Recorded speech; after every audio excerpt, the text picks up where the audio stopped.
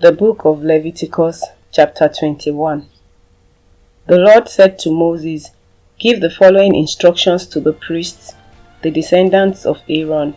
A priest must not make himself ceremonially unclean by touching the dead body of a relative.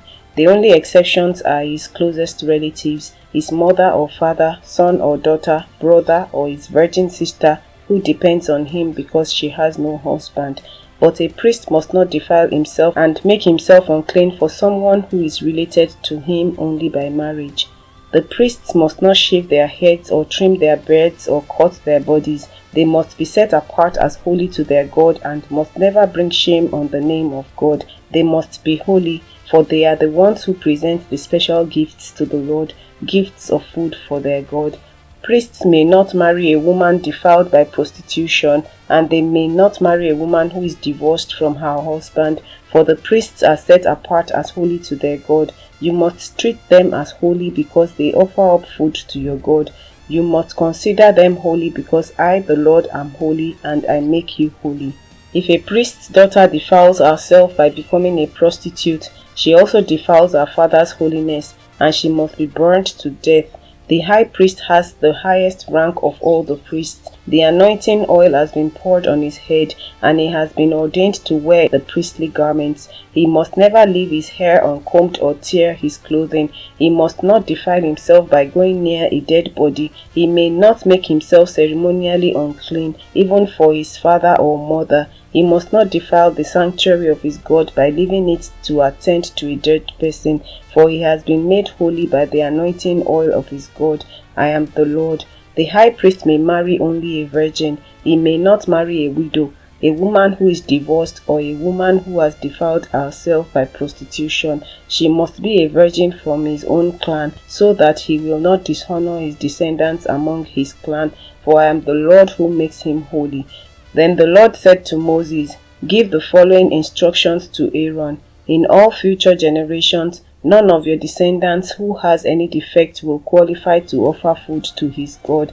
No one who has a defect qualifies, whether he is blind, lame, disfigured, deformed, or has a broken foot or arm, or is hunchbacked or dwarfed, or has a defective eye, or skin sores, or scabs, or damaged testicles. No descendant of Aaron who has a defect may approach the altar to present special gifts to the Lord. Since he has a defect, he may not approach the altar to offer food to his God. However, he may eat from the food offered to God, including the holy offerings and the most holy offerings. Yet, because of his physical defect, he may not enter the room behind the inner curtain or approach the altar, for this would defile my holy places. I am the Lord who makes them holy." So Moses gave these instructions to Aaron and his sons and to all the Israelites. Chapter 22. The Lord said to Moses, "Tell Aaron and his sons to be very careful with the sacred gifts that the Israelites set apart for me, so they do not bring shame on my holy name. I am the Lord. Give them the following instructions. In all future generations, if any of your descendants is ceremonially unclean when he approaches the sacred offerings that the people of Israel consecrate to the Lord, he must be cut off from my presence. I am the Lord. If any of Aaron's descendants has a skin disease or any kind of discharge that makes him ceremonially unclean, he may not eat from the sacred offerings until he has been pronounced clean. He also becomes unclean by touching a corpse, or by having an emission of semen, or by touching a small animal that is unclean, or by touching someone who is ceremonially unclean for any reason. The man who is defiled in any of these ways will remain unclean until evening. He may not eat from the sacred offerings until he has bathed himself in water.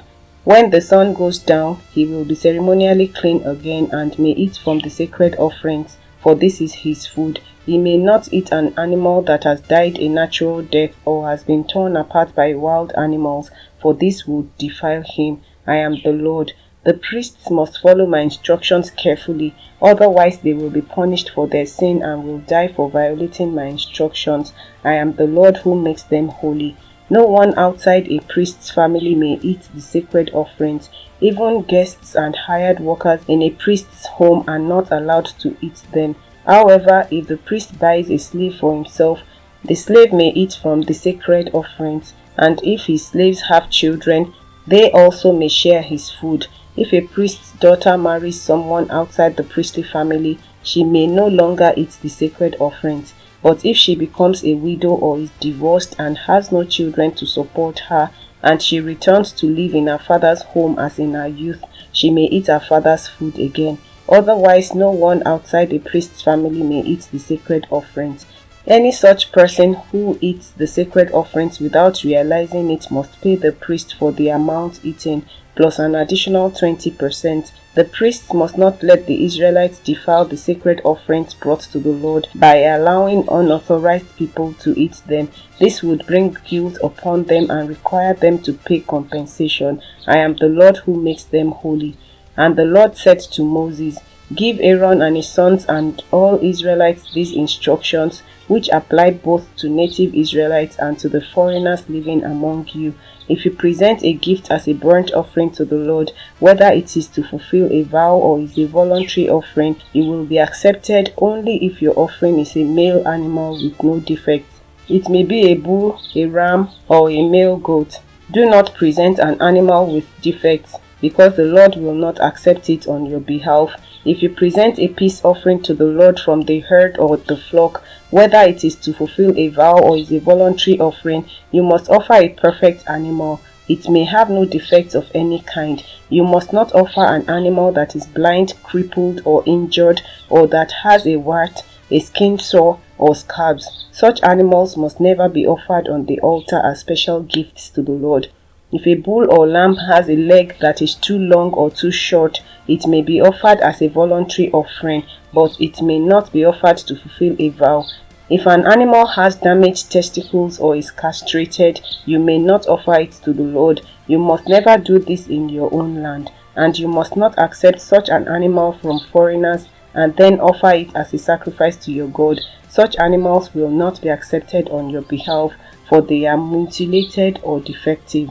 And the Lord said to Moses, "When a calf or lamb or goat is born, it must be left with its mother for 7 days. From the 8th day on, it will be acceptable as a special gift to the Lord. But you must not slaughter a mother animal and her offspring on the same day, whether from the herd or the flock. When you bring a thanksgiving offering to the Lord, sacrifice it properly, so you will be accepted. Eat the entire sacrificial animal on the day it is presented. Do not leave any of it until the next morning. I am the Lord. You must faithfully keep all my commands by putting them into practice, for I am the Lord. Do not bring shame on my holy name, for I will display my holiness among the people of Israel. I am the Lord who makes you holy. It was I who rescued you from the land of Egypt, that I might be your God. I am the Lord." Chapter 23. The Lord said to Moses, "Give the following instructions to the people of Israel. These are the Lord's appointed festivals, which you are to proclaim as official days for holy assembly. You have 6 days each week from your ordinary work, but the 7th day is a Sabbath day of complete rest, an official day for holy assembly. It is the Lord's Sabbath day, and it must be observed wherever you live. In addition to the Sabbath, these are the Lord's appointed festivals, the official days for holy assembly that are to be celebrated at their proper times each year. The Lord's Passover begins at sundown on the 14th day of the first month. On the next day, the 15th day of the month, you must begin celebrating the festival of unleavened bread. This festival to the Lord continues for 7 days, and during that time the bread you eat must be made without yeast. On the first day of the festival, all the people must stop their ordinary work and observe an official day for holy assembly. For 7 days you must present special gifts to the Lord. On the 7th day the people must again stop all their ordinary work to observe an official day for holy assembly." Then the Lord said to Moses, "Give the following instructions to the people of Israel. When you enter the land I am giving you and you harvest its first crops, bring the priest a bundle of grain from the first cutting of your grain harvest. On the day after the Sabbath, the priest will lift it up before the Lord so it may be accepted on your behalf. On that same day you must sacrifice a 1-year-old male lamb with no defects as a burnt offering to the Lord. With it you must present a grain offering consisting of 4 quarts of choice flour moistened with olive oil. It will be a special gift, a pleasing aroma to the Lord.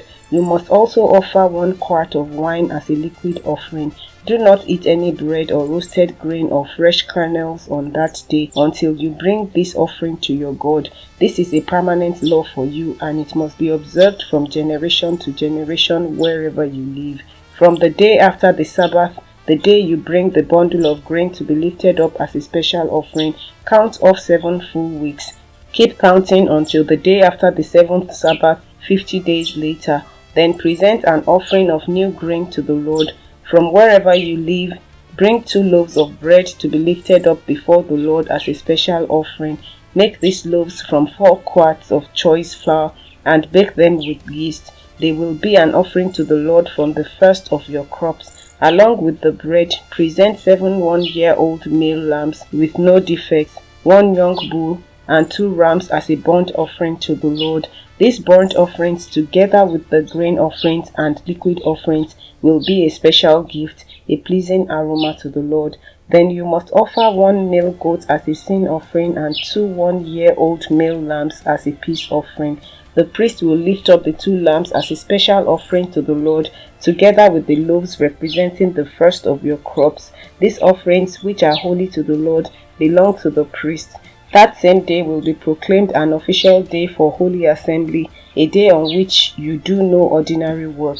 This is a permanent law for you, and it must be observed from generation to generation wherever you live.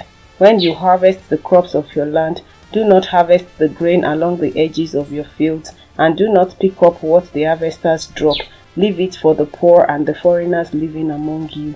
I am the Lord your God. The Lord said to Moses, "Give the following instructions to the people of Israel. On the first day of the appointed month in early autumn, you are to observe a day of complete rest. It will be an official day for holy assembly, a day commemorated with loud blasts of a trumpet. You must do no ordinary work on that day. Instead, you are to present special gifts to the Lord." Then the Lord said to Moses, "Be careful to celebrate the Day of Atonement on the 10th day of that same month, 9 days after the Festival of Trumpets. You must observe it as an official day for holy assembly, a day to deny yourselves and present special gifts to the Lord. Do no work during that entire day, because it is the Day of Atonement, when offerings of purification are made for you, making you right with the Lord your God. All who do not deny themselves that day will be cut off from God's people, and I will destroy anyone among you who does any work on that day. You must not do any work at all. This is a permanent law for you, and it must be observed from generation to generation wherever you live. This will be a Sabbath day of complete rest for you, and on that day you must deny yourselves. This day of rest will begin at sundown on the 9th day of the month and extend until sundown on the 10th day. And the Lord said to Moses, "Give the following instructions to the people of Israel. Begin celebrating the Festival of Shelters on the 15th day of the appointed month, 5 days after the Day of Atonement. This festival to the Lord will last for 7 days. On the first day of the festival, you must proclaim an official day for holy assembly, when you do no ordinary work. For 7 days you must present special gifts to the Lord. The 8th day is another holy day on which you present your special gifts to the Lord. This will be a solemn occasion, and no ordinary work may be done on that day. These are the Lord's appointed festivals. Celebrate them each year as official days for holy assembly by presenting special gifts to the Lord, burnt offerings, grain offerings, sacrifices, and liquid offerings, each on its proper day. These festivals must be observed in addition to the Lord's regular Sabbath days, and the offerings are in addition to your personal gifts, the offerings you give to fulfill your vows, and the voluntary offerings you present to the Lord. Remember that this 7-day festival to the Lord, the Festival of Shelters, begins on the 15th day of the appointed month after you have harvested all the produce of the land. The first day and the 8th day of the festival will be days of complete rest. On the first day, gather branches from magnificent trees, palm fronds, boughs from leafy trees, and willows that grow by the streams. Then celebrate with joy before the Lord your God for 7 days. You must observe this festival to the Lord for 7 days every year. This is a permanent law for you, and it must be observed in the appointed month from generation to generation. For 7 days you must live outside in little shelters. All native-born Israelites must live in shelters. This will remind each new generation of Israelites that I made their ancestors live in shelters when I rescued them from the land of Egypt. I am the Lord your God. So Moses gave the Israelites these instructions regarding the annual festivals of the Lord.